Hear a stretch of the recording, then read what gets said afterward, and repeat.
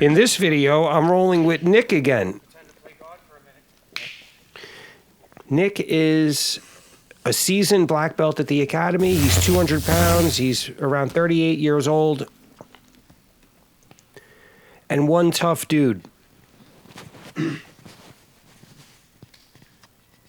I have a few other videos with him on the channel. I'll put the links in the description. This is a 7-minute round.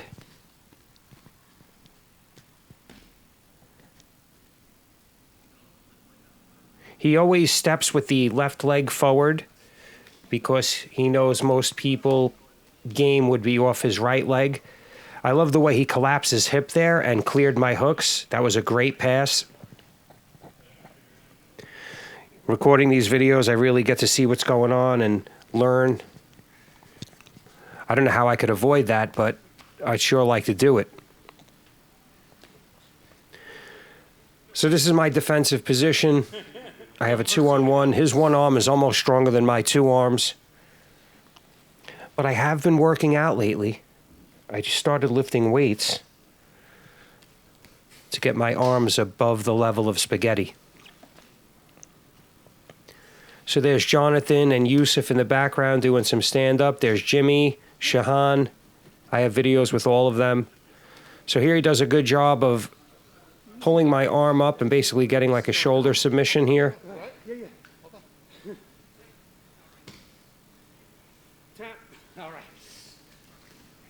I've hit that in the past, but it's not a go-to move for me. My arms are long, so if they get tangled up, I think that's an easy move to get. A vulnerability for me.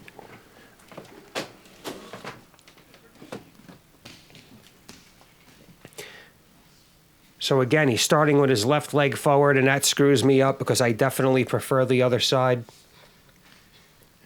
But it's a good thing because it allows me to develop my game more on that side. The problem is he's better than me, so it makes the roll that much harder. There he fell back on the footlock, and the advice that he's giving is the way I had my foot hanging there, which I kind of knew a little bit.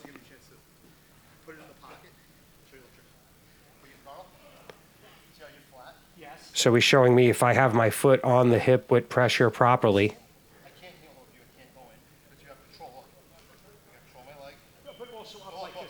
it makes the angle of the footlock unavailable. You can see Jimmy and Shahan are watching us.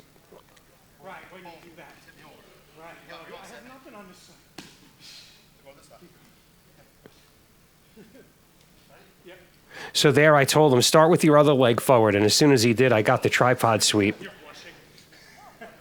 And there, I don't know what happened there, if he let me get it the second time. Where he let me get the tripod sweep so he could play guard, kind of thinking.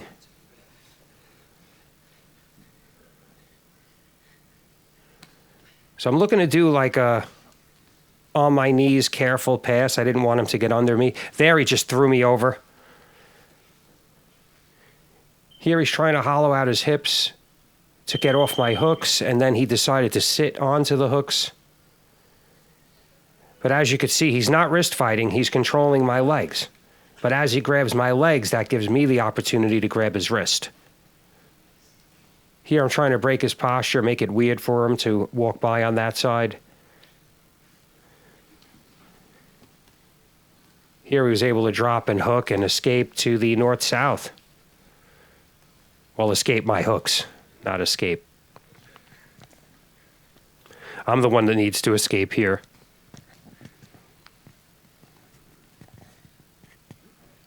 See, I'm keeping my knee and elbow connected there. Here, as you know, I let that grip. I have no problem letting somebody get that grip on my left arm. I'm keeping his right arm off with my right arm. And I just keep moving. Not big explosive movements, but enough to make him change what he was going to do. If I just lay there, he could just do whatever he feels like, whatever he chooses. Whereas if I keep squirming and moving, it kind of changes the game a little bit, and it gives him something to think about. I might not be escaping, but he's not getting what he wanted.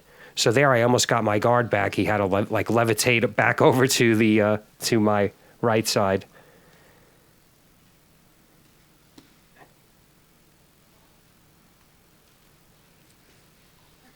So there, he's looking for a gift wrap, but I turned back into him in like a north-south to avoid it.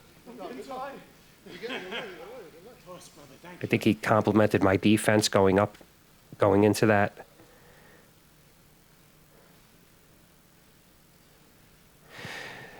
He's very seasoned. You know, he's competed. He's trained with John Danaher.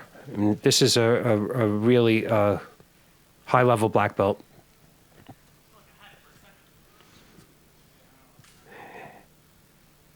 There, he was able to get his leg over my face, which ended up allowing him to finish the position. But the fact that I lasted that long, for me, in my mind, was a moral victory.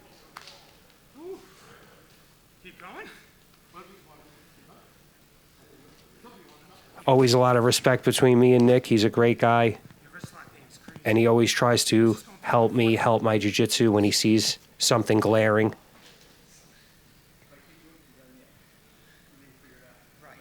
He sees every little thing that I'm doing wrong, and it seems big to him, if that makes sense.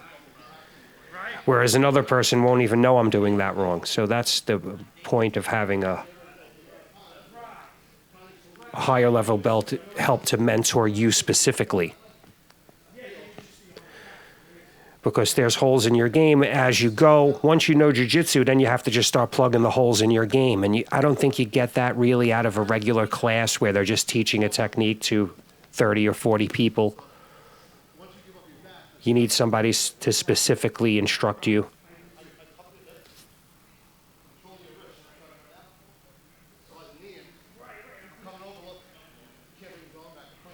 Yeah, he's showing me, you know, the way he does the arm bar, which is very similar to how I do it, but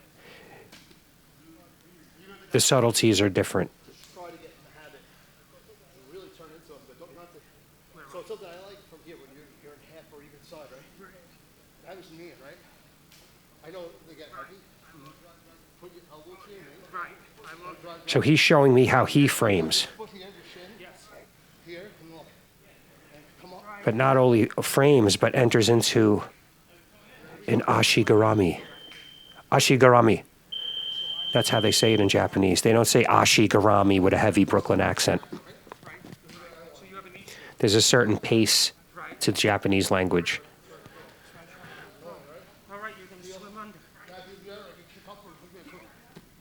So this is a great leg entry. I've been working on my leg locks. Leg locks start with the entry, understanding the saddle, 50-50, all the different types of ashigarami.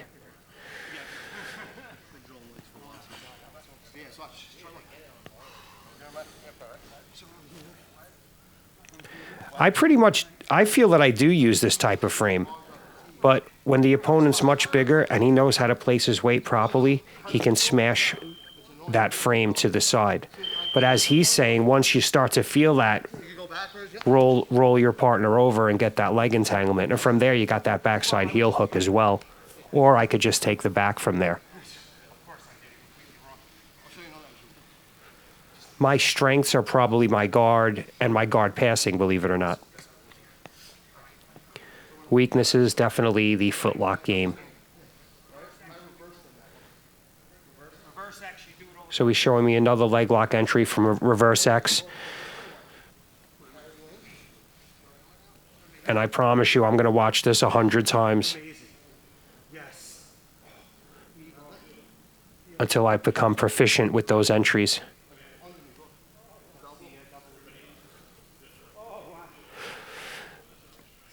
Thank you for watching. Please like, share, and if you haven't already, subscribe. Thank you.